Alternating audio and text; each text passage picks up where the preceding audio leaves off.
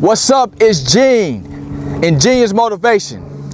Today I would like to talk to you about dealing with depression. I was talking to one of my good friends last night, and what he did not know is for 12 years I had struggled with depression. And let me tell you how this happened, because I hit it very well.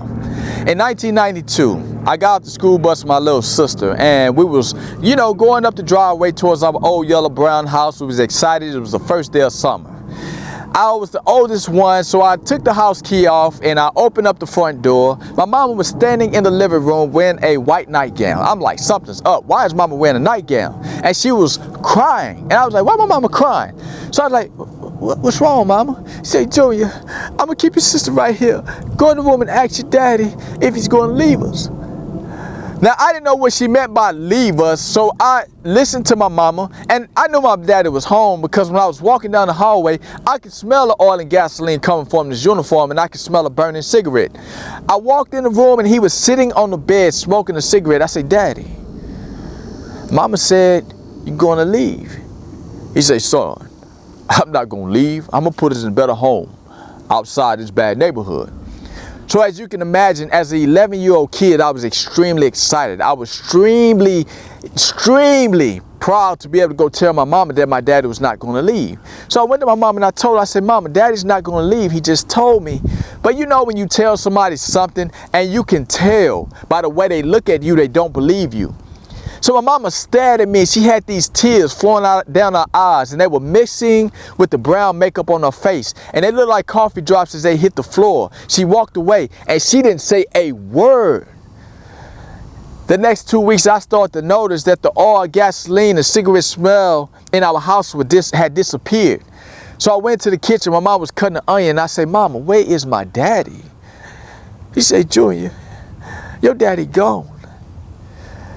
So I became the person in disbelief. I didn't believe a word my mom was telling me. So I went to the one place that would solidify that belief. I went into my parents' room.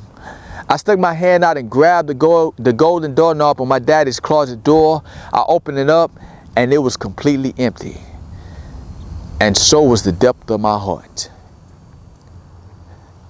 That is when my depression began. It's because I felt rejected. I felt I wasn't good enough. I felt my daddy left because it was because of me, because he told me he wouldn't leave. And I blamed myself for that for years, year after year. No matter what I did, I always had that blame. I always had the depression, and I got worse and worse, and I felt like I was in a dark place. And I'm sure a lot of you all know what I'm talking about. Some of y'all have your own things that happen in your life. You feel the sting in your heart from something somebody did for you, and the sadness in your heart, it pierces your heart every day. It's like you having open heart acupuncture.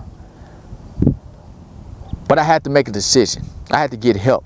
I went to counseling. I did all these things my family even know about. A lot of my friends didn't even know. I got some help. I had told people. People stood by me. People prayed for me. It was so many different things that helped me to get out of that depression. So I want to encourage you, if you are struggling with depression, reach out to somebody, get you some professional help.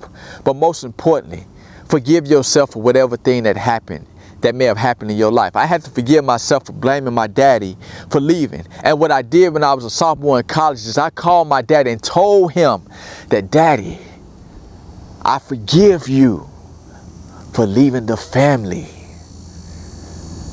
That was the hardest thing I ever did, but it was the greatest thing I did because it set me free. And that's why to this day, I call my daddy my freedom. So if you're dealing with depression, you don't have to deal with it alone. I would not encourage you to deal with it in darkness for 5 years or 12 years like I did. I dealt with that for 12 years. But today I feel I'm a better person. I can connect with people because I understand that feeling of being rejected, of feeling lost, to being in that dark spot. And that's why I decided to record this video. I'm being very vulnerable with you all.